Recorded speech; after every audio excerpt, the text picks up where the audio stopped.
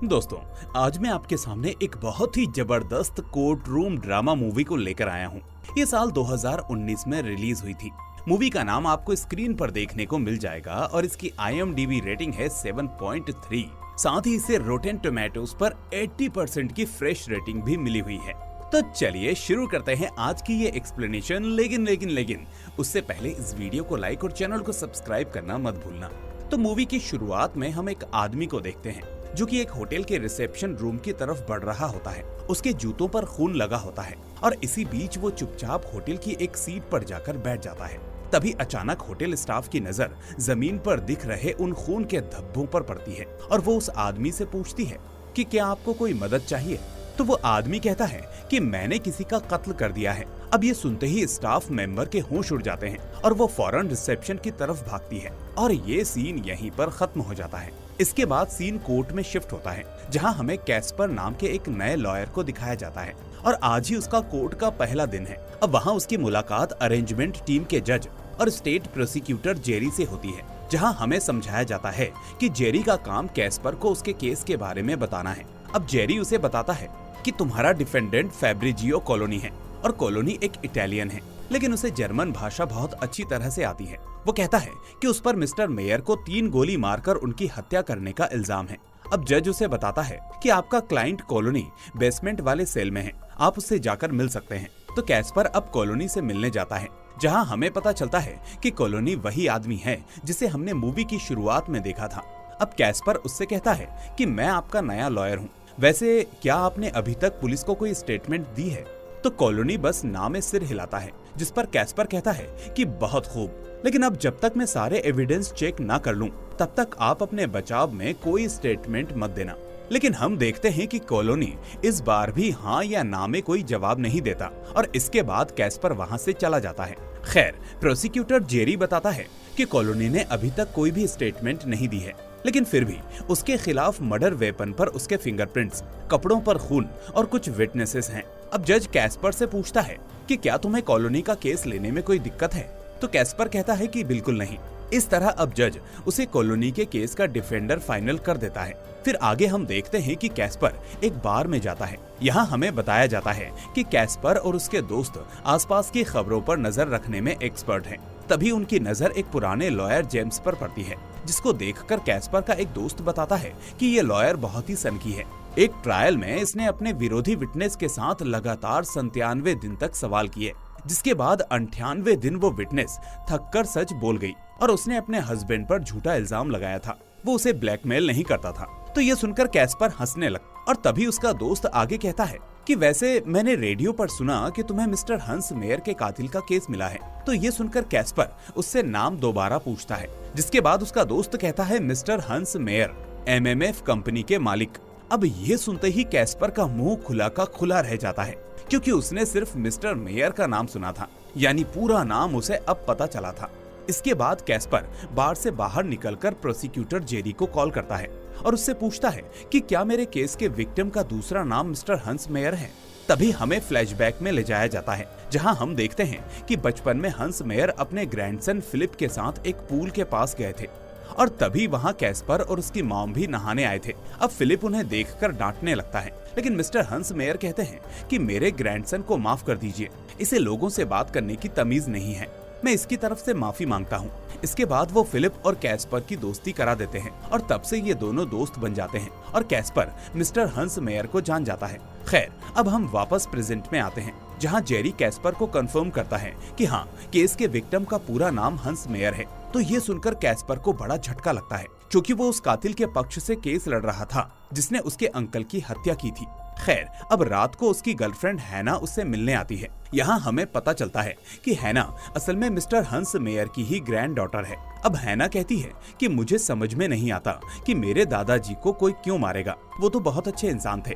खैर, मुझे तुम्हारे लिए बहुत अच्छा लग रहा है कि तुम्हें इतने बड़े कोर्ट में एक नया केस मिला है। तो कैस्पर जवाब देता है कि हैना, मुझे तुम्हें कुछ बताना है। असल में मुझे मिस्टर मेयर के कातिल का केस मिला है और मेरा क्लाइंट वही किलर है। तो ये सुनकर हैना हैरान होकर कहती है, लेकिन तुम किलर के लॉयर बनने के लिए राजी कैसे हो गए।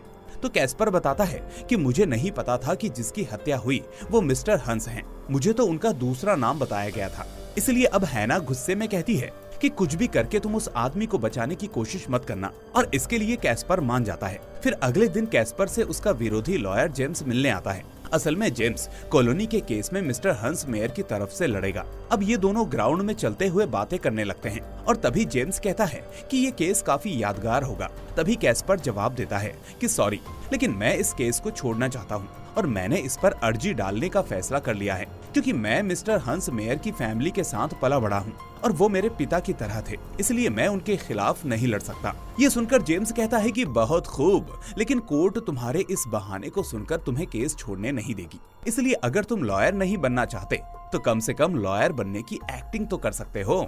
इस तरह ये कहकर जेम्स वहाँ से चला जाता है। इसके बाद हमें ऑटोप्सी रूम का सीन दिखाया जाता है, जहां डॉक्टर हंस मेयर की बॉडी को चेक कर रही होती है और तभी कैस्पर और प्रोसिक्यूटर जेरी भी वहां पर पहुंच जाते हैं। अब जेरी डॉक्टर से कहता है कि ये मिस्टर कॉलोनी के लॉयर हैं, आप इनके सामने सब बता सकती हैं। तो डॉक्टर बताती है कि किलर ने मिस्टर हंस मेयर की नाक और चेहरे को बुरी तरह से तोड़ दिया है और साथ ही उनके चेहरे में 3 गोलियां लगी हैं, जो बहुत बुरी तरह से दागी हुई हैं। तो ये सुनकर कैस्पर के रोंगटे खड़े हो जाते हैं। ऊपर से उसे मिस्टर हंस की डेड बॉडी को देखकर अपना बचपन याद आने लगता है। वो उन दिनों को याद करता है जब वो हंस मेयर की ग्रैंडसन फिलिप के साथ हॉलिडे एंजॉय करता था। तब मिस्टर हंस हमेशा उनके साथ होते थे और उन्होंने कभी कैस्पर और फिलिप में कोई फर्क नहीं किया। लेकिन अब अपने अंकल की बॉडी को इस हालत में देखकर कैस्पर को ये सब किसी बुरे सपने जैसा लग रहा होता है और जेरी ये नोटिस करता है, जिसके बाद वो डॉक्टर से बाहर जाने की इजाजत ले लेता है। खैर, अब लिफ्ट से निकलते वक्त जेरी कैस्पर को बताता है कि किलर ने मिस्टर हंस को पहली गोली चेहरे के बीच में मारी थी जब वो घुटनों पर थे, वहीं दूसरी और तीसरी गोली चेहरे के लेफ्ट और राइट साइड में मारी गई। इससे साफ है कि ये मर्डर सेल्फ डिफेंस के लिए नहीं हुआ। जेरी आगे कहता है कि कैस्पर, अगर तुम्हारा क्लाइंट मुंह नहीं खोलेगा तो उसे फर्स्ट डिग्री मर्डर के चार्जेस में अरेस्ट कर लिया जाएगा। और ये कहकर जेरी वहाँ से चला जाता है। आगे कैस्पर सेल में अपने क्लाइंट कॉलोनी से मिलने जाता है, जहाँ वो उससे कहता है कि मिस्टर कॉलोनी, अगर किसी क्राइम के पीछे कोई इमोशनल रीजन होता है तो कोर्ट सजा कम कर देती है। जैसे मान लो कि आपकी एक शॉप है और कोई बच्चा वहाँ से एक सेब चुराता है, जिस पर जाहिर है कि आप गुस्सा ही होंगे, लेकिन अगर वो बच्चा बताए कि वो 2 दिन से भूखा है तो शायद आप उसे माफ कर दें। इस तरह कोर्ट का सिस्टम भी काम करता है। तो अब आप मुझे बताइए कि आपने ये मर्डर क्यों किया। लेकिन कॉलोनी इस बार भी कुछ नहीं बोलता और तभी टाइम खत्म होने पर एक गार्ड आकर कॉलोनी को वहाँ से ले जाता है। इसके बाद कैस्पर कॉलोनी और मिस्टर हंस मेयर के बीच का कनेक्शन ढूंढने की कोशिश करता है और वो उनके बारे में सारे आर्टिकल्स, न्यूज़पेपर्स और खबरें पढ़ना शुरू करता है, लेकिन फिर भी उसे कोई फायदा नहीं होता और उसे कॉलोनी और हंस मेयर का दूर दूर तक कोई कनेक्शन नहीं मिलता। इसलिए उसके लिए ऐसे में ये समझना मुश्किल हो जाता है कि कॉलोनी ने हंस मेयर को क्यों मारा होगा। फिर आगे कैस्पर अपनी गाड़ी से हंस मेयर के घर जाता है, जहाँ हमें बताया जाता है कि हंस मेयर की बॉडी ऑटोप्सी के बाद डिस्चार्ज हो चुकी है और कल उनका फ्यूनरल होने वाला है। अब इतने सालों बाद हंस मेयर के घर पहुंचते ही कैस्पर को वापस अपना बचपन याद आने लगता है। वो उस दिन को याद करता है जब हंस मेयर उसे पहली बार अपने घर पर लाए थे। खैर, अब अगले दिन फ्यूनरल में हैना एक स्पीच देती है और कहती है कि आप सब जानते हैं कि हमारी फैमिली शुरू से ही छोटी थी और मेरे पेरेंट्स और मेरा भाई फिलिप एक एक्सीडेंट में कम उम्र में चले गए। इसके बाद मेरे पास सिर्फ मेरे ग्रैंडपा का सहारा था, लेकिन अब वो भी नहीं रहे। ग्रैंडपा की आदत थी कि वो किसी पर भी प्यार लुटाते थे, भले ही उन्हें पता हो कि उनके प्यार का कोई फायदा नहीं होगा। अब ये सुनकर कैस्पर को थोड़ा अजीब लगता है, क्योंकि उसे समझ में आने लगता है कि हैना इनडायरेक्टली कैस्पर की ही बात कर रही थी। खैर, इसके बाद कैस्पर को हंस मेयर की फैमिली की कब्र देखते हुए वो दिन याद आता है जब फिलिप ने उसे पहली बार अपनी बहन हैना से मिलवाया था। दरअसल हैना फिलिप की बड़ी बहन थी और वो आर्ट हिस्ट्री की पढ़ाई के लिए बचपन में इंग्लैंड चली गई थी। इसके बाद हमें फ्लैशबैक में दिखाया जाता है कि एक बार फिलिप अपने मॉम डैड के साथ गाड़ी से कहीं जा रहा था और तभी उनकी गाड़ी का एक ट्रक से एक्सीडेंट हो जाता है, जिसमें उन तीनों की मौत हो जाती है। अब ये सब याद करके कैस्पर वहाँ से चला जाता है। फिर फ्यूनरल के बाद जब सारे मेहमान नाश्ता कर रहे होते हैं, तभी अचानक कैस्पर की नजर बर्नार्ड पर पड़ती है और वो उसके पास जाता है और पूछता है कि तुम यहाँ क्या कर रहे हो, जिस पर बर्नार्ड जवाब देता है कि मैंने सोचा कि कम से कम मुझे उनके फ्यूनरल में आना चाहिए, क्योंकि मेरी दिली तमन्ना थी कि काश मैं उनसे मिल पाता। बर्नार्ड कहता है कि मैं बस उनका शुक्रिया अदा करना चाहता था जो उन्होंने मेरे बेटे यानी तुम्हारे लिए किया।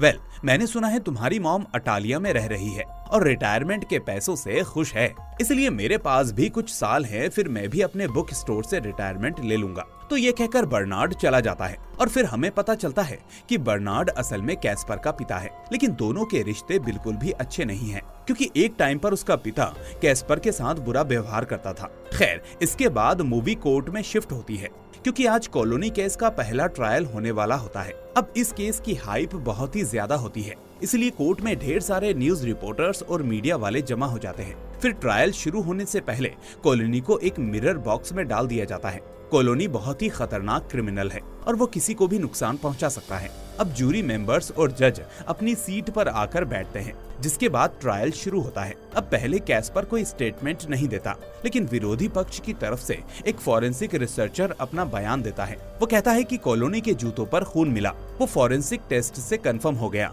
कि वो मिस्टर हंस मेयर का ही खून था। इसके बाद ऑटोप्सी डॉक्टर कोर्ट में बयान देता है कि मिस्टर हंस की हत्या बहुत ही बेरहमी से की गई। उनके चिक बोन्स और नाक को अलग से तोड़ा गया, लेकिन उनकी स्कल सही थी।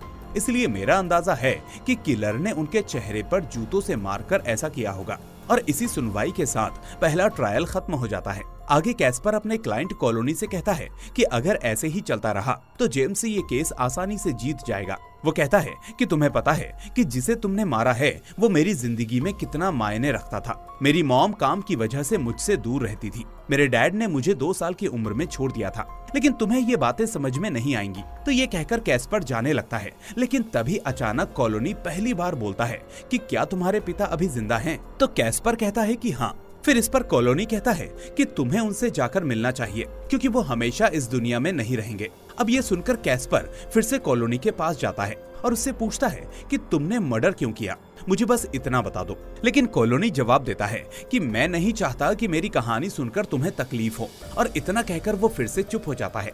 इसके बाद कैस्पर जब घर लौट रहा होता है तो रास्ते में उसकी गाड़ी खराब हो जाती है, इसलिए वो मदद मांगने एक पिज्जा डिलीवरी सर्विस के पास पहुंचता है और वहां पर कहता है कि मुझे बैरम स्ट्रीट में एक पिज्जा ऑर्डर करना है अपने नाम से। तो वहां मौजूद मार्गरेटा उस जगह से वाकिफ थी, इसलिए वो डिलीवरी के लिए राजी हो जाती है। अब कैस्पर पूछता है कि क्या आप मुझे भी वहां पर ड्रॉप कर सकती हैं? तो शॉप का ओनर कहता है कि ये हमारे इंश्योरेंस में नहीं आता। इस पर कैस्पर जवाब देता है, अगर किसी डिलीवरी ड्राइवर को रास्ते में कोई भूला भटका आदमी दिखता है तो कानूनन उसे उसकी मदद करनी चाहिए। तो इस पर मार्गरेटा अपने बॉस से बात करती है और कैस्पर को अपने साथ आने को कहती है। फिर हम देखते हैं कि कैस्पर मार्गरेटा के साथ डिलीवरी कार में बैठता है, जहां वो उससे पूछता है कि पिज्जा सर्विस के अलावा तुम और क्या करती हो। तो मार्गरेटा बताती है कि मैं इटालियन भाषा का कोर्स कर रही हूँ, और इस तरह कैस्पर और मार्गरेटा की पहचान हो जाती है। खैर, अब अगले दिन हम देखते हैं कि कैस्पर कॉलोनी की फाइल्स मंगवाकर उनमें कुछ ढूंढ रहा होता है। तभी उसे कॉलोनी के पासपोर्ट में एक जगह का नाम दिखता है, और वो होता है माउंट केटनी, वो जगह जहाँ कॉलोनी का जन्म हुआ था। इसके बाद कैस्पर लॉयर जेम्स से एक यार्ड में मिलता है, जहां जेम्स उसे बड़े गंभीर लहजे में कहता है कि जब तक हमें हंस मेयर और कॉलोनी के बीच कोई कनेक्शन नहीं मिलता तब तक हम कॉलोनी को जेल नहीं भेज सकते। फिर वो कैस्पर को एक ऑफर देता है और कहता है कि तुम किसी भी तरह से कॉलोनी से उसका गुनाह कन्फेस करवाओ कि उसने ही मिस्टर हंस मेयर का मर्डर किया है। इससे हंस के परिवार वाले तुमसे खुश होंगे, और मैं भी कुछ बड़े लोगों से बात करके कॉलोनी की सजा कम करवा दूंगा। तो ये सुनकर कैस्पर इस ऑफर के बारे में सोचने लगता है। इसके बाद कैस्पर कॉलोनी के पास जाता है और उससे सब कुछ कन्फेस करने को कहता है, लेकिन कॉलोनी फिर से अपना मुंह नहीं खोलता। फिर अगले दिन कोर्ट में दूसरा ट्रायल शुरू होता है, जहां एक लेडी डॉक्टर को बयान देने के लिए बुलाया जाता है। अब वो बताती है कि जिस बंदूक से कॉलोनी ने हंस मेयर की हत्या की वो बहुत ही पुराना और रेयर मॉडल है, और ऐसी बंदूकें आम दुकानों में नहीं मिलती, इसलिए शायद कॉलोनी ने इसे ब्लैक मार्केट से खरीदा होगा। अब ये सुनकर कैस्पर को अजीब लगता है और वो सोचने लगता है कि कॉलोनी ब्लैक मार्केट से कोई एडवांस बंदूक खरीद सकता था, तो उसने इतना पुराना मॉडल क्यों चुना। इसके बाद रात का सीन आता है, जब कैस्पर हेना के घर सो रहा होता है। तभी अचानक वो नींद से जागता है और धीरे धीरे मिस्टर हंस मेयर की लाइब्रेरी की तरफ बढ़ता है। तभी हमें फ्लैशबैक में दिखाया जाता है कि बचपन में फिलिप उसे इसी लाइब्रेरी में लाया था, और वहाँ फिलिप ने कैस्पर को अपने दादाजी यानी हंस मेयर की एक पुरानी गन दिखाई थी। अब प्रेजेंट में कैस्पर देखता है कि वो गन अभी भी उसी जगह पर रखी है और हैरानी की बात यह है कि उस गन का मॉडल कॉलोनी की गन से बिल्कुल मिलता जुलता है। इसलिए कैस्पर अब उस गन की तस्वीर ले लेता है। फिर अगले दिन कैस्पर मिरर बॉक्स में कॉलोनी से मिलने जाता है, जहां वो उसे उस गन की तस्वीर दिखाता है। अब उस तस्वीर को देखते ही कॉलोनी के चेहरे का एक्सप्रेशन एकदम से बदल जाता है और उसकी आंखों में डर और गुस्सा साफ दिख रहा होता है। अब कैस्पर उससे कहता है कि तुम खुद को इस तरह सजा क्यों दे रहे हो, सच क्यों नहीं बता रहे। तो इस पर कॉलोनी जवाब देता है कि मेरे सच बताने से कोई बदलाव नहीं आएगा। और तभी ट्रायल का वक्त हो जाता है और कैस्पर को बॉक्स से बाहर कर दिया जाता है। अब कोर्ट रूम का सीन शुरू होता है। यहाँ जज कुछ कहने ही वाली होती है कि तभी कैस्पर बीच में बोल पड़ता है कि योर ऑनर, मुझे कुछ और तहकीकात करने के लिए 1 हफ्ते का वक्त चाहिए। अब ये सुनकर जज गुस्से में उसे अपने ऑफिस में बुलाती है और ट्रायल यही रद्द कर दिया जाता है। साथ ही हम देखते हैं कि बाकी लॉयर्स भी कैस्पर पर गुस्सा हो रहे होते हैं।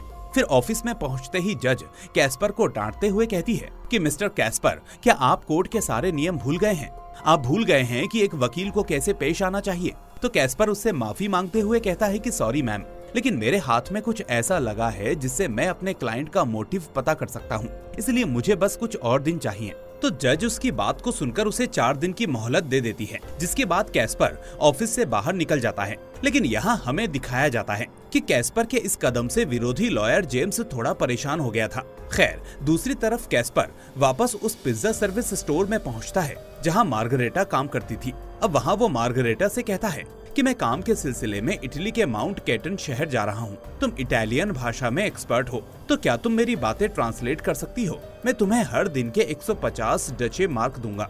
तो मार्गरेटा ये ऑफर सुनकर उसके साथ जाने को मान जाती है। इसके बाद कैस्पर जर्मनी के रिकॉर्ड सेंटर को कॉल करता है और वो उनसे हंस मेयर का रिकॉर्ड ढूंढने को कहता है। अब एजेंट उसे बताती है कि इस नाम से हमारे पास कई रिकॉर्ड्स हैं। तो कैस्पर खुश होकर कहता है कि जल्दी से उन रिकॉर्ड्स को मुझे फैक्स कर दो। लेकिन एजेंट कहती है कि इस नाम से टोटल 1500 पेजेस हैं और इन्हें देखने के लिए आपको हमारे ऑफिस आना होगा। तो ये सुनकर मार्गरेटा कहती है कि 1500 पेजेस पढ़ना और इटली जाना, वो भी 4 दिन में, ये लगभग नामुमकिन है। लेकिन तभी कैस्पर को एक शख्स याद आता है जो इस वक्त उसकी मदद कर सकता था, और वो था उसका पिता। फिर हमें बर्नार्ड दिखाया जाता है और कैस्पर उसके बुक स्टोर में पहुंचता है। यहाँ बर्नार्ड उसे तंज कसते हुए कहता है कि जनाब को मेरी याद कैसे आ गई। तो कैस्पर जवाब देता है कि आप रिकॉर्ड सेंटर जाकर 1500 पेजेस पढ़ेंगे और उनमें से इम्पोर्टेंट पेजेस 3 दिन बाद मुझे यहाँ आकर बताएंगे। तो बर्नार्ड कहता है कि मैं ये काम कर लूंगा क्योंकि मैं फास्ट रीडर हूँ, तुम फिक्र मत करो। खैर, अब अगले दिन कैस्पर मार्गरेटा के साथ इटली के माउंट केटन शहर के लिए रवाना हो जाता है और वहाँ पहुंचकर मार्गरेटा एक आदमी से कुछ पूछती है और फिर वो कैस्पर को बताती है कि कुछ महीनों पहले यहाँ मिस्टर कोलोनी की बहन एंटोलिनी की मौत हुई थी। इसके बाद दोनों एंटोलिनी की कब्र देखने जाते हैं, जहाँ कब्र पर कोलोनी परिवार का नाम लिखा होता है। फिर वहाँ कैस्पर की नजर निकोला कोलोनी के नाम पर पड़ती है और हमें पता चलता है कि निकोला कोलोनी 1944 में गुजर गई थी। फिर आगे उन्हें एक बूढ़े आदमी ब्रूस का पता चलता है जो असल में कोलोनी परिवार का पड़ोसी रह चुका था और उसे जर्मन भाषा भी आती थी। अब कैस्पर उससे पूछता है कि क्या आपको हंस मेयर या कोलोनी के बारे में कुछ पता है। तो ये सुनते ही ब्रूस के हाव भाव बदल जाते हैं, जैसे कि वो कोई बड़ा राज जानता हो, और तभी सीन यहाँ कट हो जाता है। इसके बाद कैस्पर एरोप्लेन से अपने होम टाउन जर्मनी लौट आता है और लौटते ही वो सीधा कोलोनी से मिलने जाता है। वहाँ वो उसे बताता है कि मैं कल इटली गया था और वहाँ मुझे सब पता चल गया है कि 1944 में क्या हुआ था। तो ये सुनते ही कोलोनी का चेहरा रोने जैसा हो जाता है और फिर वो मेज पर रखी सिगरेट उठाकर पीने लगता है। अब कैस्पर अपनी जानकारी से जुड़े कुछ डॉक्यूमेंट्स मंगवाता है और उनमें 1944 के नाजीज रूल्स और 2 जर्मन सोल्जर्स का जिक्र होता है जो एक बॉम्ब ब्लास्ट में मारे गए थे। तभी अचानक कैस्पर के दरवाजे पर नॉक होती है और दरवाजा खुलते ही बाहर लॉयर जेम्स खड़ा होता है। अब जेम्स कमरे में घुसते ही समझ जाता है कि कैस्पर किस चीज की खोजबीन कर रहा है, इसलिए वो उससे कहता है कि तुम जो भी जानकारी इकट्ठा कर रहे हो उसे यहीं पर छोड़ दो, क्योंकि ये अब बेकार है और इससे हैना और कई लोगों को दुख होगा। लेकिन कैस्पर चुप रहता है और उससे कुछ नहीं कहता। अब जेम्स उसे एक ऑफर देता है और कहता है कि हंस मेयर की कंपनी एक प्राइवेट बैंक से अपना हिस्सा शेयर करती थी इसलिए अगर तुम सब कुछ वैसा ही चलने दो जैसा मैं चाहता हूँ, तो वो कंपनी तुम्हें हर दिन के 2500 लर्स देगी, वो भी सारे खर्चे काट कर। इस पर कैस्पर इस ऑफर को साफ रिजेक्ट कर देता है। इसके बाद जेम्स कमरे से बाहर चला जाता है। फिर थोड़ी देर बाद कैस्पर से मिलने उसकी गर्लफ्रेंड हैना आती है और यहाँ कैस्पर को एक हैरान कर देने वाली बात पता चलती है कि जेम्स ने उसे सब कुछ पहले से ही बता दिया था। अब हैना कैस्पर को कोर्ट में नया एविडेंस पेश करने से मना करती है और वो कहती है कि सब जानते हैं कि तुम लॉयर मेरे ग्रैंडफादर के रहमो करम से बने हो, इसलिए ये सब नहीं करो। लेकिन कैस्पर कहता है कि मैं झूठ का साथ नहीं दे सकता और सच्चाई सामने लाकर रहूंगा। तो ये सुनकर गुस्से में हैना वहाँ से चली जाती है। फिर अगले दिन कोर्ट का सीन आता है जहाँ एक लेडी को बुलाया जाता है और सभी को बताया जाता है कि वो जर्मनी के हिस्ट्री रिकॉर्ड डिपार्टमेंट की हेड है और उसका नाम कैटरीन है। अब कैस्पर उससे कहता है कि आपका शुक्रिया यहाँ आने के लिए। तो अब क्या आप हमें हंस मेयर के बारे में बता सकती हैं, जो 12 मार्च 1916 को जन्मे थे और वर्ल्ड वॉर 2 के सोल्जर थे। तो कैटरीन बताती है कि इसी नाम और बर्थडे से हमारे रिकॉर्ड्स में 2 सोल्जर्स थे, लेकिन उनमें से एक सोल्जर 40 साल की उम्र में ही शहीद हो गया था। फिर कैस्पर पूछता है कि दूसरा सोल्जर? तो कैटरीन जवाब देती है कि दूसरे सोल्जर का बायोडाटा, हाइट और फिजिकल अपीयरेंस मर चुके हंस मेयर से बिल्कुल मिलते जुलते हैं। वो बताती है कि सन 1943 में हंस मेयर को इटली में तैनात किया गया था, जिस पर कैस्पर पूछता है कि हंस मेयर का आर्मी में रोल क्या था। तो कैटरीन बताती है कि हंस मेयर हिटलर के नाजीज फोर्स की स्पेशल फोर्स के हेड थे। और ये सुनकर अब पूरे कोर्ट में सन्नाटा छा जाता है, जिसके बाद कैस्पर जूरी मेंबर्स और जज को हंस मेयर की मिलिट्री फाइल देता है। इसके बाद वो अपनी सीट पर वापस आकर कहता है कि मैं अब कोर्ट में अपने अगले विटनेस मिस्टर ब्रूस को पेश करना चाहूंगा, जिस पर जेरी बोलता है कि इस विटनेस का फाइल में कोई जिक्र नहीं है। तो जज गुस्से में कहती है कि आप कितनी बार नियम तोड़ेंगे मिस्टर कैस्पर। तो कैस्पर माफी मांगते हुए कहता है कि दरअसल मैम, ये विटनेस मिस्टर कॉलोनी के पड़ोसी हैं और मुझे आज ही पता चला कि वो यहाँ आए हुए हैं, इसलिए मैं पूछताछ के लिए इन्हें यहाँ ले आया। खैर, अब जज आखिरी बार उसे विटनेस लाने की इजाजत दे देती है। फिर हमें दिखाया जाता है कि ब्रूस को कोर्ट में लाया जाता है और यहाँ उसे देखते ही कॉलोनी अचानक से खड़ा हो जाता है, जैसे कि वो ब्रूस को जानता हो। अब ब्रूस अपना इंट्रोडक्शन देता है और उसके बाद कहता है कि मैं ब्रूस लुकेजी हूँ, जर्मन और फ्रेंच भाषा का ट्रांसलेटर। इसके बाद कैस्पर पूछता है कि आपके पिता का नाम मिस्टर अल्बर्टो लुकेजी था और वो भी ट्रांसलेटर थे, तो आप हम सभी को उनके बारे में बताइए। तो इसके बाद ब्रूस बताता है कि मेरे पिता को इटली की सेना ने 1945 में आर्मी से निकालकर फांसी की सजा दे दी थी, जिस पर कैस्पर पूछता है कि किस इल्जाम में।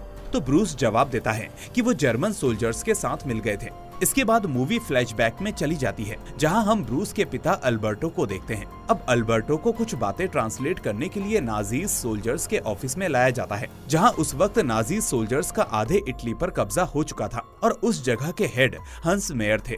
असल में हंस मेयर की यूनिट से 2 ऑफिसर्स इटली में एक बॉम्ब ब्लास्ट में मर गए थे, इसलिए हंस मेयर उन दोनों ऑफिसर्स का बदला लेना चाहता था ताकि जर्मन सोल्जर्स का दबदबा इटली में कायम रहे। इसलिए अब हंस मेयर अपने साथियों से कहता है कि उन्होंने हमारे 2 सोल्जर्स मारे हैं, लेकिन अब हम उनके शहर के 20 नागरिकों को मारेंगे, यानी एक सोल्जर के बदले 10 नागरिकों की बेरहमी से हत्या होगी। अब हंस मेयर की बात सुनकर अल्बर्टो उसे रोकने की कोशिश करता है, लेकिन हंस मेयर बहुत सनकी था। ऊपर से अल्बर्टो जानता था कि अगर उसने मेयर को मना किया तो मेयर उसे मार डालेगा। फिर आधी रात को सोल्जर्स माउंट केटनी शहर में रहने वाले आम नागरिकों को घसीटकर अपने साथ ले जाते हैं और अगली सुबह उन सारे नागरिकों को नाजीज कैंप में लाया जाता है। इसके बाद हंस मेयर उन्हें मारने से पहले बताना चाहता था कि वो ऐसा क्यों कर रहा है, इसलिए उसने अल्बर्टो को ट्रांसलेटर के तौर पर हायर किया था। अब हंस मेयर बच्चों और औरतों को कैंप से दूर रहने को कहता है, लेकिन तभी कैंप के अंदर एक छोटा सा बच्चा आ जाता है, जिसके बाद मेयर उसके पास जाता है और उसका नाम पूछता है। अब यहाँ हमें पता चलता है कि वो बच्चा कोई और नहीं बल्कि प्रेजेंट में मेयर का कातिल फेब्रिजियो कॉलोनी था। खैर, अब कैस्पर कोर्ट में कहता है कि मैं अब फेब्रिजियो कॉलोनी को विटनेस चेयर पर बुलाना चाहूंगा, जिसके बाद जज इसकी इजाजत दे देती है। अब कॉलोनी विटनेस चेयर में आ जाता है और सभी को बताता है कि मेयर ने मुझसे मेरे पिता के बारे में पूछा और उसके ऐसा कहते ही सीन वापस फ्लैशबैक में चला जाता है, जहां मेयर के पूछने पर छोटा कॉलोनी अपने पिता की तरफ इशारा करता है। अब मेयर ऑर्डर देता है और कॉलोनी के पिता को उन 20 सिविलियंस की लाइन में डाल दिया जाता है जिन्हें मारना था। ये देखकर कॉलोनी मेयर से अपने पिता को छोड़ने की भीख मांगता है और वो बहुत गिड़गिड़ाता है, लेकिन मेयर उसकी एक नहीं सुनता और उससे कहता है कि अब तुम अपने पिता को मरते हुए देखोगे और फिर उसके बाद उन 21 नागरिकों को गोली मारकर उनकी बेरहमी से हत्या कर दी जाती है। इसके बाद सीन प्रेजेंट में वापस आता है, जहां ये सब बताते हुए कॉलोनी की आंखों में आंसू आ जाते हैं। अब ऑडियंस भी इस सच्चाई को सुनकर बेहद मायूस हो जाती है। इसके बाद जज पूछती है कि क्या अपोजिशन लॉयर को कुछ पूछना है, तो जेम्स खड़ा होकर कहता है कि मुझे उस फायरिंग में मरे हुए सभी विक्टिम्स और उनकी फैमिली के लिए सिंपैथी है, लेकिन मैं याद दिलाना चाहता हूँ कि ये कोई पहली घटना नहीं थी और ऐसी कई घटनाएं युद्ध में पहले भी हो चुकी हैं, जहां होस्टेज फायरिंग कोई खुद से नहीं करवाता, बल्कि इसके लिए ऊपर से ऑर्डर्स आते हैं। इसका मतलब मिस्टर हंस मेयर एक निर्दोष आदमी थे जो अपनी ड्यूटी निभा रहे थे। फिर वो कहता है कि वैसे मिस्टर कॉलोनी, क्या ये सच है कि 1968 में आपने हंस मेयर के खिलाफ एक कंप्लेंट फाइल की थी? तो कॉलोनी कहता है कि हाँ। तो ये सुनकर कैस्पर हैरान रह जाता है, क्योंकि उसे अभी तक ये नहीं पता था और ना कॉलोनी ने उसे इस बारे में कुछ बताया था। अब जेम्स आगे कहता है, और इसके बाद क्या हुआ था, आप बताएंगे या मैं बताऊं? तो इस तरह वो बताता है कि उस इन्वेस्टिगेशन को पुलिस ने बीच में ही खारिज कर दिया था, क्योंकि उनके हिसाब से हंस मेयर बिल्कुल निर्दोष थे। और इस तरह अब आज का सेशन भी यहीं पर खत्म हो जाता है। फिर आगे कैस्पर कॉलोनी के सेल में उससे बात करने जाता है, जहां कॉलोनी माफी मांगता है और कहता है कि मैंने तुम्हें सब कुछ नहीं बताया। तो कैस्पर जवाब देता है कि इसमें तुम्हारी कोई गलती नहीं है। अब कॉलोनी बताता है कि मेरी जिंदगी में अब कोई नहीं है, इसलिए मुझे जेल में सड़ने का कोई गम नहीं है, लेकिन मुझे हमेशा एक गम रहेगा कि मुझे न्याय नहीं मिला, क्योंकि मैंने जो कंप्लेंट फाइल की थी उसे भी कोर्ट मेंबर्स ने खारिज कर दिया था और इसलिए मुझे आज भी कानून पर बिल्कुल यकीन नहीं है। अब कॉलोनी की बात सुनते ही कैस्पर के दिमाग में एक आइडिया आता है, जिसके बाद हम देखते हैं कि वो लाइब्रेरी में जाता है और कॉलोनी के 1968 की कंप्लेंट से जुड़ी हुई सारी जानकारी जमा करने लगता है। अब वो हर उस शख्स का बायोडाटा निकलवाता है जिसके पास से कॉलोनी की कंप्लेंट गुजरी थी। अब तभी एक फाइल में कैस्पर को लॉयर जेम्स का नाम दिखता है, जिसे देखकर वो हैरान हो जाता है। फिर अगले दिन जब कैस्पर कोर्ट पहुंचता है तो वो जज से कहता है कि आज मैं एक सरप्राइज विटनेस को बुलाना चाहूंगा, और वो विटनेस पहले से ही कोर्ट में मौजूद है और वो है लॉयर जेम्स। अब जज ये सुनकर गंभीर होकर कहती है कि इस तरह लॉयर को विटनेस बनाना नॉर्मल प्रोसीजर नहीं है मिस्टर कैस्पर। लेकिन इतने में जेम्स जज को टोकते हुए कहता है कि कोई बात नहीं मैम, अगर इससे सच्चाई सामने आ सकती है तो मुझे कोई हर्ज नहीं है। अब ये कहकर जेम्स विटनेस चेयर पर जाकर बैठ जाता है। इसके बाद कैस्पर जेम्स से सवाल करता है कि मिस्टर कॉलोनी ने जो कंप्लेंट हंस मेयर के खिलाफ की थी उसे खारिज करने का असल रीजन क्या था, क्योंकि वो जो आपने उस दिन कोर्ट में बताया वो रीजन सही नहीं था। तो इस पर जेम्स जवाब देता है कि असल में स्टेट प्रोसिक्यूटर उस कंप्लेंट पर कोई साफ जजमेंट नहीं ले पा रहा था। तो कैस्पर आगे कहता है कि कॉलोनी और उनकी बहन ने अपनी मां के गुजरने के बाद मेयर के खिलाफ उन 20 नागरिकों की हत्या की कंप्लेंट फाइल की थी, लेकिन उन्हें क्या पता था कि इस कंप्लेंट का कोई फायदा नहीं होगा, क्योंकि उसी साल के अंत में एक नया लॉ लागू कर दिया गया, जबकि कॉलोनी और उनकी बहन ने उस लॉ के आने से 4 महीने पहले ही अपनी कंप्लेंट सबमिट कर दी थी। इसके बाद कैस्पर एक लॉ बुक दिखाते हुए कहता है कि इसमें लिखा कानून डॉक्टर एडवर्ड ने बनाया था, और आज मैं कोर्ट को बताना चाहता हूँ कि डॉक्टर एडवर्ड नाजीज ग्रुप के सीनियर प्रोसिक्यूटर रह चुके थे। वो कहता है कि जब जर्मन सोल्जर्स ने उन 20 नागरिकों का कत्लेआम किया था तब एडवर्ड ने ही जर्मन की साइड से मुकदमा लड़ा था, और बाद में वही एडवर्ड हमारे देश के क्रिमिनल जस्टिस डिपार्टमेंट के हेड बन गए। इस पर जेम्स बोलता है कि तुम कहना क्या चाहते हो? डॉक्टर एडवर्ड पहले इंसान तो नहीं थे जिन्होंने नाजीज ग्रुप से निकलकर देश की सेवा में करियर बनाया। तो कैस्पर जवाब देता है कि मिस्टर कॉलोनी की कंप्लेंट इसी बुक में लिखे लॉ के तहत खारिज कर दी गई थी।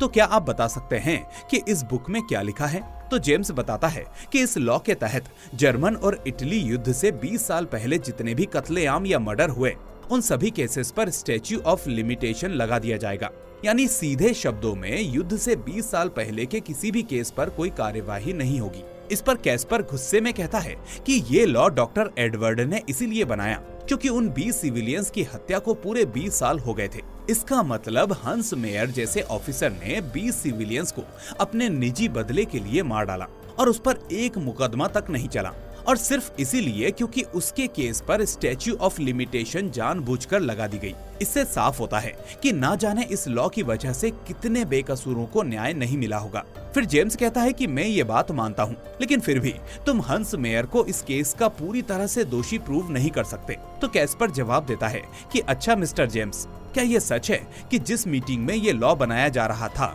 उस वक्त आप भी वहाँ मौजूद थे? तो ये सुनकर कोर्ट में मौजूद सभी लोग हैरान हो जाते हैं और तभी जेम्स घबराते हुए कहता है, हाँ, मैं भी उन मेंबर्स में से एक था। फिर कैस्पर तंज कसते हुए कहता है कि मतलब आपके हिसाब से वर्ल्ड वॉर 2 से पहले के सारे मर्डर और बेकसूरों की जान बेकार है। तो जेम्स डिफेंड करते हुए कहता है कि वो एक अलग समय था और तुम सोच भी नहीं सकते कि युद्ध के दौरान कैसी कैसी घटनाएं हुई। इसलिए आखिर में मैं बस इतना कहूंगा कि हमारा काम लॉ का पालन करना है।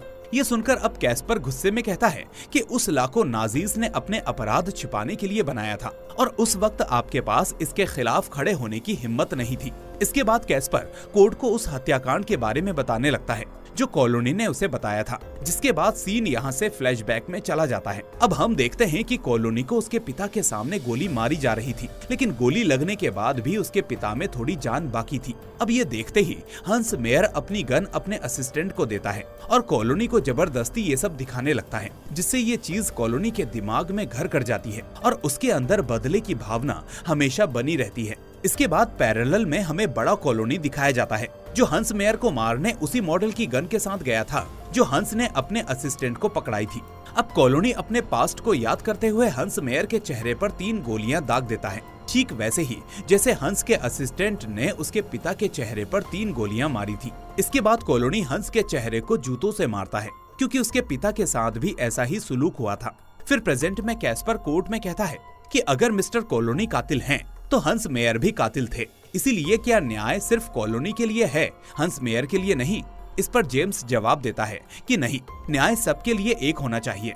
तो इसके बाद कैस्पर कहता है कि अगर हम इंटरनेशनल लॉ को माने तो हंस मेयर जैसे आदमी का कत्ल करना गलत नहीं था, क्योंकि हंस ने भी कई बेकसूरों को मार डाला था। और यहाँ पर जेम्स भी उसकी इस बात से सहमत हो जाता है। फिर आखिर में जज कहती है कि आप सभी जा सकते हैं क्योंकि कल इस केस का फैसला सुनाया जाएगा। अब कोर्ट से बाहर निकलते वक्त तो कॉलोनी पहली बार स्माइल करता है और कैस्पर का शुक्रिया अदा करता है, क्योंकि कैस्पर की वजह से ही पहली बार हंस मेयर की सच्चाई लोगों के सामने आई थी। अब बाहर निकलते ही कैस्पर को हैना मिलती है और वो उसके पास जाकर बैठ जाता है, लेकिन उसके लिए हैना एक सेल्फिश लड़की थी, इसलिए कैस्पर उसे देखकर निराश हो जाता है और उससे ब्रेकअप करके वहाँ से चला जाता है। फिर अगले दिन कोर्ट में ढेर सारी ऑडियंस जज का फैसला सुनने जमा होती है और सभी को इंतजार होता है कि कॉलोनी को सजा होगी या वो बरी हो जाएगा। लेकिन तभी जज उदास चेहरे के साथ कहती है कि मिस्टर कॉलोनी जो इस केस के डिफेंडर थे, उन्होंने कल रात सेल में अपनी जान ले ली, इसलिए बड़े दुख के साथ हम ये मुकदमा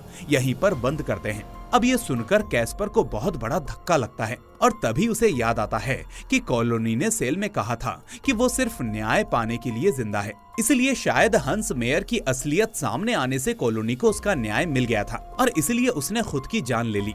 फिर हमें दिखाया जाता है कि कोर्ट में कैस्पर अकेला दुखी नहीं था, बल्कि ऑडियंस भी उदास थी और यहाँ तक कि विरोधी लॉयर जेम्स भी पछतावे में डूबा हुआ था। खैर, इसके बाद कॉलोनी का फ्यूनरल सीन आता है, जहां फ्यूनरल के लिए कॉलोनी के केस से जुड़े सारे विटनेस और लॉयर्स इटली के माउंट केटन शहर में जमा होते हैं। अब डिनर के वक्त अचानक कैस्पर के पैर में एक बॉल आकर लगती है, जिसके बाद वो उस बॉल को अपोजिट डायरेक्शन में फेंकता है जहां से वो बॉल आई थी और तभी एक बच्चा वो बॉल रिसीव करता है, जिसे देखकर कैस्पर अपनी चेयर से खड़ा हो जाता है। तभी वो देखता है कि उस बच्चे का पिता वहां आता है और उससे कहता है कि कॉलोनी चलो मेरे पास आओ, हमारे जाने का वक्त हो गया है। इस तरह वो दोनों बाप बेटे वहाँ से चले जाते हैं और कैस्पर ये सब देखता रह जाता है। फिर मूवी की एंडिंग में हमें बताया जाता है कि इस मूवी में दिखाया गया 20 सिविलियंस का हत्याकांड एकदम असली था और उससे इंस्पायर होकर ही ये मूवी बनाई गई थी। तो दोस्तों, आपको ये मूवी कैसी लगी मुझे कमेंट करके जरूर बताएं। साथ ही इस वीडियो को लाइक करके अपने दोस्तों के साथ भी शेयर कर दें और अगर आप नए हैं तो चैनल को सब्सक्राइब करके नोटिफिकेशन बेल को भी दबा दें ताकि कोई भी वीडियो आपसे मिस ना हो। अब मैं मिलूंगा आपसे अगली ऐसी ही शानदार वीडियो के साथ। Till then take care and thanks for watching.